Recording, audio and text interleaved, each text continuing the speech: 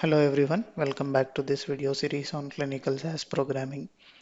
One of the user has asked me to explain this line of code which is used to create AETRTEM variable in supplementary AE domain. So the requirement was to populate AETRTEM as Y on the records where aestdtc is on or after the rfstdtc, and at the same time aestdtc is on or before the rfxendtc. This is actually trying to identify the events which are treatment emergent.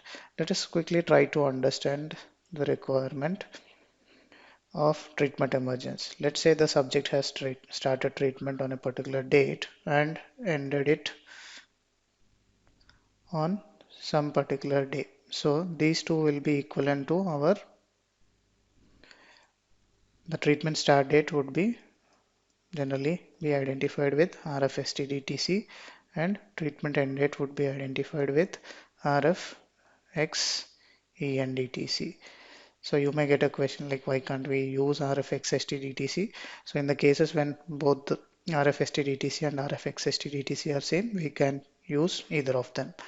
So here treatment emergence is being identified as any event that is starting on or after the treatment start date and till the end of treatment.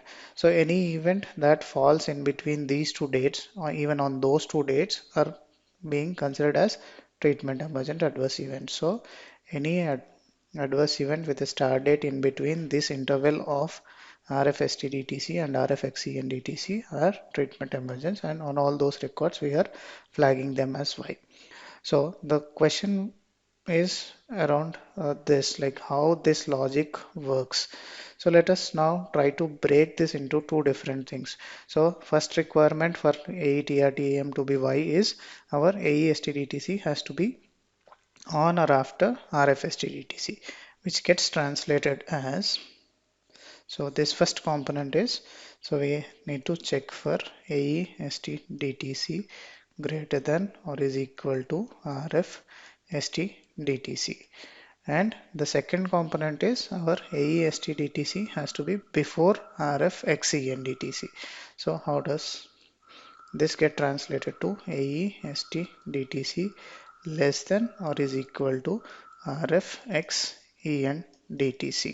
So now let us try to invert this condition. So let us try to put rfstdtc first and aestdtc next. So what will happen? So rfstdtc, so if we have to check for the same condition by putting rfstdtc first, we also need to invert this sign. So which is becomes less than or is equal to aestdtc. So we have rfstdtc less than or is equal to aestdtc and aestdtc less than or is equal to rfxendtc. So there are two conditions. So we can in fact add an ampersand in between these two, rfstdtc less than or is equal to aestdtc and ampersand, and aestdtc less than or is equal to rfxendtc. So technically what is happening here is, so this statement is a combination of these two.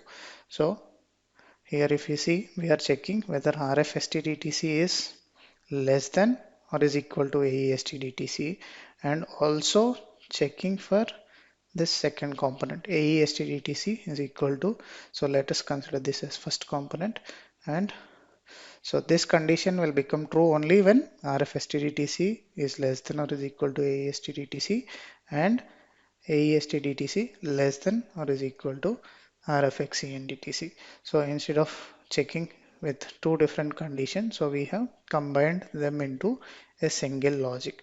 So this is how the logic works. Let us now try to identify how each observation gets processed for this line of code.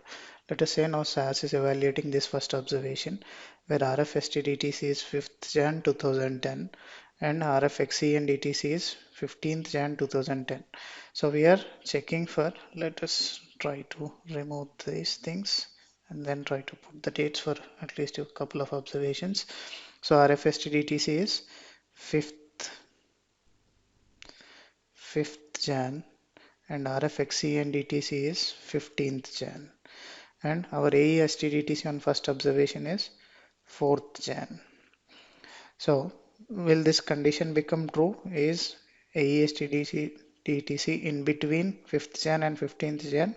No. So this will not be met. So here the flag would not be populated.